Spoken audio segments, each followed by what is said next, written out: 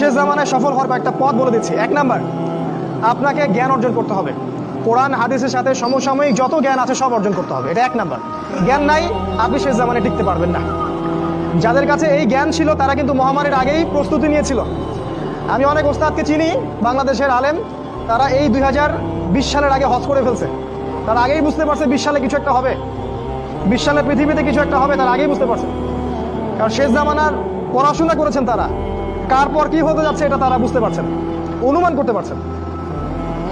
তাই জ্ঞান ছাড়া আপনি শেষ জামানায় টিকতে পারবেন না ভাই। জ্ঞান অর্জন করুন, 1 নাম্বার। 2 নাম্বার, জ্ঞান অনুযায়ী আমল করেন। যতটুকু জেনেছেন আমল করেন, কালকের জন্য অপেক্ষা করবেন না। আজকেই নামাজ শুরু করে দেন, দেনা পাওনা থাকলে আজকেই মিটিয়ে দেন। আজকেই পরিবারের সবাইকে ডেকে ওয়াজ করেন, নসিহত করেন যে দেখো সামনের দিনগুলো ভয়ঙ্কর, আমাদের জীবনকে গোছাতে হবে, যা করেছি তওবা করে আল্লাহর কাছে ফিরে আসেন। আল্লাহ পাক গফুরুর রহিম, আপনি তওবা করে এইমাত্র চলে আসেন, আল্লাহ মাফ করে দেবেন ইনশাআল্লাহ। আপনাকে আল্লাহ পাক পরীক্ষা করবেন আপনি সত্যিকারে তওবা করেছেন কিনা। আপনাকে প্রমাণ করতে হবে নামাজের মাধ্যমে, জ্ঞান অর্জনের মাধ্যমে, ভালো কাজের মাধ্যমে, সদকা করার মাধ্যমে।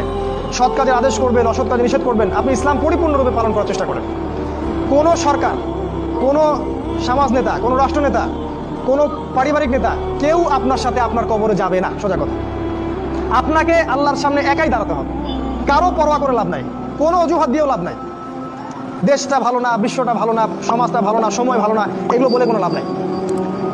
আমাকে আমার রবের সামনে দাঁড়াতে হবে। আমার ভালো আমাকে বুঝতে হবে। আমার ভালো, বাজারে গেলে একটা মাছ ভালো না খারাপ আপনি তো বোঝেন, তরকারি ভালো না খারাপ বোঝেন। দিনের ব্যাপারে বুঝতে চান না কেন? দিনের ব্যাপারে খালি হুজুরদের শরণাপন্ন কেন হচ্ছে? পড়াশোনা করেন, আমল করেন, আমল বাড়িয়ে দেন।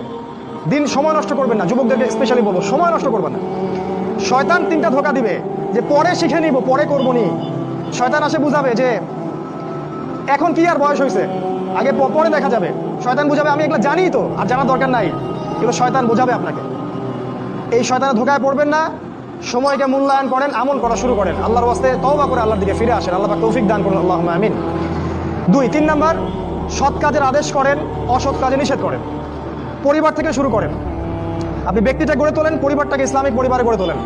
আপনার ছেলে, আপনার মেয়ে, আপনার স্ত্রী, আপনার সন্তান, আপনার বোন, আপনার মা, সবার ব্যাপারে মনিটরিং করেন, চোখে চোখে রাখেন। আপনি জানেন না আপনার ছেলেটা অনেক আগেই জেনাকারী হয়ে গেছে, আপনি টের পান নাই।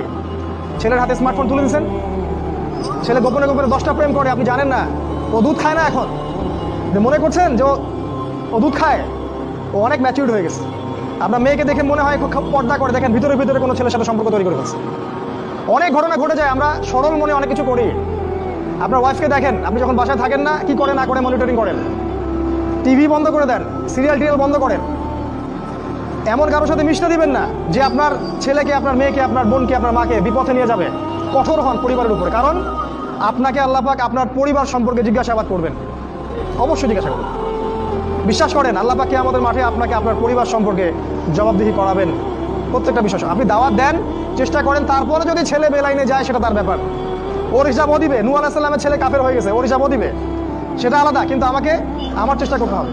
পরিবার গড়ে তোলেন, সৎ কাজের আদেশ করেন, অসৎ কাজে নিষেধ করেন। 4, এই যে কোরআন এবং সুন্নাহর দাওয়াতটা পৌঁছে দেন মানুষের কাছে। দাওয়াতেই কাজ করেন ভাই, সময় নষ্ট করেন না।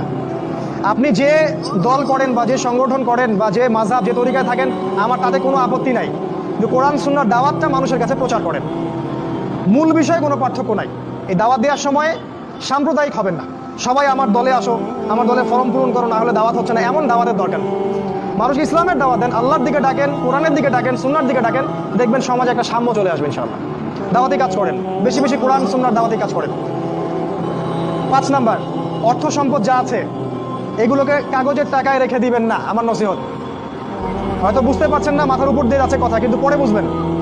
টাকা পয়সা যা আছে এগুলোকে ব্যাংকে কাগজের টাকার মধ্যে রেখে দিবেন না, কারণ কাগজের টাকা সামনে আর থাকবে না। লিখে রাখেন, কয়েক বছর পরে দেখতে পারবেন সমস্ত টাকা হয়ে যাবে ইলেকট্রনিক। খালি পাঠাবেন, ইলেকট্রনিক মানে আপনি টাকা ধরতেও পারবেন না, পকেটে রাখতেও পারবেন না, খালি জানবেন আমার অ্যাকাউন্টে এত টাকা আছে। এই পুরো ব্যাংকিং সিস্টেমটা পড়ে যাবে, থাকবে না। বিশ্বাস না হলে লিখে রাখতে পারেন, এই পুরো ব্যাংকিং সিস্টেম পড়ে যাবে, কাগজের টাকা থাকবে না। কি করবেন তাহলে? আপনি আপনার সম্পদটাকে সোনায় রূপান্তর করেন, কিছু সোনা করে রাখেন, জমায় রাখেন, রূপায় কনভার্ট করেন। এগুলোর দাম কখনো কমবে না। 100 বছর পরেও সোনার দামই থাকবে। তো 10 বছর পর আপনার 10 লাখ টাকার মান 10 লাখ টাকা থাকবে না, দাম পড়ে যাবে, আপনি সম্পত্তি হারাবেন। এইভাবে তারা সারা বিশ্বকে লুট করছে, এই কাগজের টাকা দিয়ে তারা সারা বিশ্বকে লুট করছে। এটা বুঝবেন না, পরে বুঝবেন। আচ্ছা শুনে রাখেন, আর কি করতে পারেন? গবাদি পশু ব্যবসা ইনভেস্ট করেন। আরেকটা কাজ করতে পারেন, জমি কিনে রাখতে পারেন। এটা ভালো জিনিস। এই জিনিসগুলোতে টাকা কনভার্ট করেন। শেষ জামানায় আপনার কাগজের টাকা থাকবে না, আপনি ক্ষতিগ্রস্ত হবেন। এখন টাকা যদি জমায় রাখেন, শেষ জামানায় আপনি ক্ষতিগ্রস্ত হবেন। আমি অর্থনীতি নিয়ে যথেষ্ট পড়েছি আলহামদুলিল্লাহ, পড়েই কথাগুলো আপনাকে বলছি। আর কি করবেন? যদি সম্ভব হয় শহর, আপনারা তো গ্রামেই থাকেন মাশাআল্লাহ, শহরে যারা থাকে তাদের উদ্দেশ্যে বেশি বলছি এটা, কারণ এটা অনলাইনে যাবে। শহর কেন্দ্রিক জীবন ব্যবস্থা ত্যাগ করতে হবে। শহরে আপনি বাঁচতে পারবেন না, টিকতে পারবেন না। শহরগুলো ধ্বংস হয়ে যাবে। আল্লাহ পাক বলছে ওয়াইম মিন ক্বরিয়া ইল্লা নাহনু মুহলিকুহা ক্বাবলা ইয়াউমিল কিয়ামা, কিয়ামতের আগেই প্রত্যেক নগরী আমি ধ্বংস করে দিব। আল্লাহ পাক বলছে শহর থাকবে না। প্রত্যন্ত জায়গায় চলে যাওয়ার চেষ্টা করেন, গ্রামের বাসা ওইদিকে প্রজেক্ট করেন, ছোট ছোট মুসলিম কলোনি করে গড়ে তুলতে হবে। এই কাজগুলো করতে পারেন। আর কিছু করতে পারেন, শারীরিক প্রস্তুতি নেন। ফিজিক্যালি, যুবকদেরকে বলবো ফিজিক্যালি প্রস্তুতি নেন, ব্যায়াম করেন, ভালো খাবার খান, নিয়মতান্ত্রিক জীবনযাপন করেন, এলোমেলো জীবনযাপন করবেন না। আর নিয়মতান্ত্রিক জীবনযাপন করার সবচেয়ে উসওয়াতুল হাসানা হচ্ছে রাসূলুল্লাহ সাল্লাল্লাহু আলাইহি ওয়াসাল্লাম। উনার সুন্নাহ মাফিক জীবনযাপন করেন, আপনি ভালো থাকবেন। কারণ সামনের দিনগুলোতে আরও ফিতনা বাড়বে এবং আমাদের এই যুব সমাজের এবং তার পরবর্তী প্রজন্মের শারীরিক অবস্থাকে নষ্ট করে দেওয়ার জন্য অগণিত খাবার বাজারে ছেড়ে দেওয়া হয়েছে, যেগুলোর মধ্য দিয়ে অসুস্থ হয়ে যাবে। তাই রাসূলের পদ্ধতি অনুযায়ী জীবনযাপন করেন, ভালো খান, ফ্রেশ জিনিস খান, ব্যায়াম করেন, শারীরিক প্রিপারেশন নেন, আপনি ভালো থাকবেন ইনশাআল্লাহ। এই কাজগুলো আপনাকে ইনশাআল্লাহ শেষ জামানায় বাঁচতে সাহায্য করবে। আর সর্বশেষ যেটা নাসিহা, সেটা হলো যে ইসলামের জন্য, ইসলামকে ভালোবেসে আপনার জান থাকলে জান দিয়ে, মাল থাকলে মাল দিয়ে, সময় থাকলে সময় দিয়ে, শ্রম দিতে পারেন শ্রম দিয়ে, বা মেধা আছে মেধা দিয়ে দিনের জন্য কিছু করেন, দিনের কোনো খেদমত করে যান। এই কাজগুলো পরকালে আপনার জন্য সাদকায়ে জারিয়ার মাধ্যম হবে ইনশাআল্লাহ। মানুষ যখন মারা যাবে তার আমলনামা বন্ধ হয়ে যাবে, সাদাকায়ে জারিয়া খোলা থাকবে, নেক সন্তান খোলা থাকবে, এবং যে জ্ঞান আপনি মানুষকে শিক্ষা দিচ্ছেন, উপকারী জ্ঞান, সেটা আপনি কবরে শুয়ে শুয়ে পাবেন ইনশাআল্লাহ। তাই ইসলামের জন্য আপনার জান, আপনার মাল, আপনার সময়, শ্রমগুলোকে ব্যয় করুন। আল্লাহ পাক আমাদের সবাইকে দিনের জন্য কাজ করার তৌফিক দান করুন। আল্লাহুম্মা আমিন।